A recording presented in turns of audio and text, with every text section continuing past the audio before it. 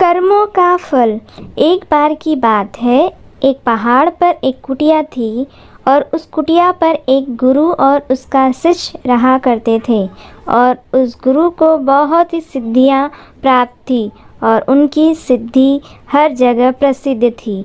वह वहाँ के लोगों में इतनी ज़्यादा प्रचलित है कि लोग उनकी शक्तियों से भली भांति परिचित थे। वह ध्यान में बहुत ही ज़्यादा लीन रहते थे। कई बार वह 2-2, 3-3 दिनों तक ध्यान में बैठे रहते थे, पर वह कुछ खाते पीते भी नहीं थे। उनके ध्यान की शक्ति की खास बात यह थी कि वह ध्यान करते करते भविष्य देखने में सक्षम थे। एक बार ऐसे ही वे ध्यान में लीन थे तो एकाएक देखते हैं कि अगले 8 दिनों बाद उनके शिष्य की मृत्यु तय है। और यह भविष्य देखकर वह अत्यधिक व्यथित हो जाते हैं और परेशान होते हैं। उनका ध्यान एकाएक भंग हो जाता है और वह सारी बातों को सोचकर घबरा जाते हैं और वह सोच में डूब जाते हैं कि मेरे शिष्य के पास जीवन के केवल 8 ही दिन शेष है। इसके बाद वह गुरु अपने शिष्य के पास जाते हैं और उसे कहते हैं कि मैं सोच रहा हूँ कि तुम अगले 8 दिनों के लिए अपने परिवार के पास उनके गांव में मिलने के लिए चले जाओ। यह बात सुनकर उनका शिष्य बहुत ज़्यादा खुश हो जाता है और वह अपने गुरु को कहता है कि गुरु जी, सच में मुझे भी बहुत दिनों से अपने परिवार वालों की याद आ रही थी। मैं भी सोच रहा था कि मैं भी अपने परिवार वालों के पास जाकर मिल लेता हूँ।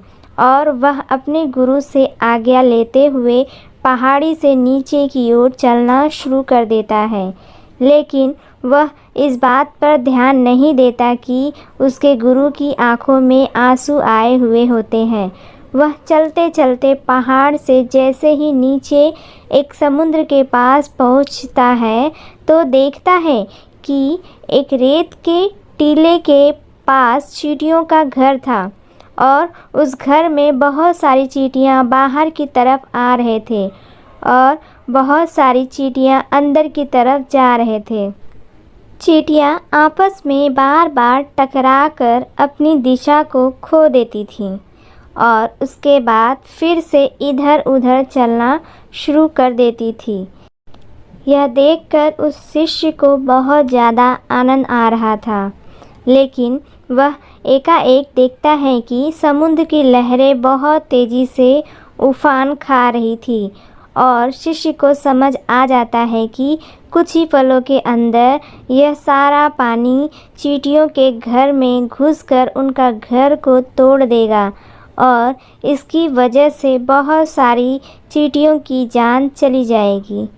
वह अपनी समझदारी दिखाते हुए अपने ऊपर वाले वस्त्रों को खोलता है और उसके अंदर रेत भरकर एक तरफ की चादरी वारी और चींटियों के घर के ऊपर बना देता है।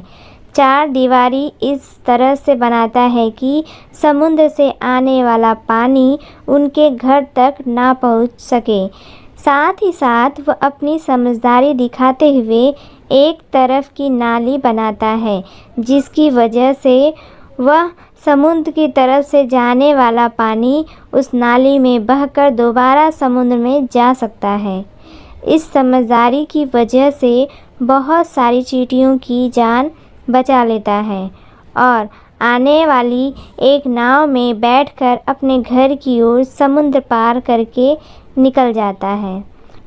वह अपने परिवार के साथ समय बिताता है और उसे पता भी नहीं चलता कि कैसे समय गुजर जाता है।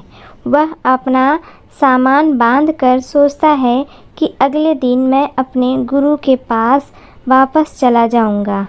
अगले ही दिन में सुबह सुबह वह अपने गुरु के पास जाने के लिए निकल जाता है। वहाँ उसके गुरु कुटिया में बहुत ही ज़्यादा दुखी होते हैं। उनको लगता है कि उनके शिष्य के 8 दिन पूरे हो गए अब तक तो मेरा शिष्य इस दुनिया को छोड़कर जा चुका होगा। वह गुरु उसके दुख में होते हैं कि एकाएक वह देखते हैं कि कोई मनुष्य उनकी कुटिया की ओर आ रहा है। वह जब ढंग से देखते हैं तो उनको पता चलता है कि यह तो उन्हीं का शिष्य है जो उनकी ओर चला आ रहा है। वह दौड़कर एकाएक अपने शिष्य के गले लग जाते हैं और अपने शिष्य का हाल चाल पूछते हैं और शिष्य यह देखकर चौंक जाता है। गुरु को समझ नहीं आता है कि कैसे उनका देखा हुआ भविष्य गलत हो गया। वह अपने शिष्य से पूछते हैं कि बेटा, तुमने इन 8 दिनों में क्या क्या किया? शिष्य अपने परिवार के साथ बिताए हुए सारे पलों के बारे में बता देता है, लेकिन उसके गुरु को ऐसा कुछ भी इन 8 दिनों में खास नहीं लगा। फिर शिष्य कहता है कि मैं आपको एक बात बताना भूल गया। जब इस पहाड़ी से मैं नीचे समुद्र की ओर गया था, तब मैंने ऐसे ही एक चींटियों की जान बचाई थी।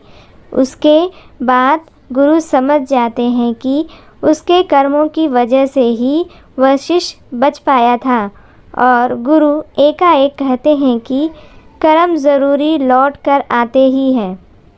तो साथियों, इस कहानी से हमें यह सीख मिलती है, जीवन में हमेशा ऐसे कर्म करो कि कभी लौट कर भी आए तो आपका भला ही करे। हमारे कर्म हमेशा लौटकर वापस ज़रूर आते हैं।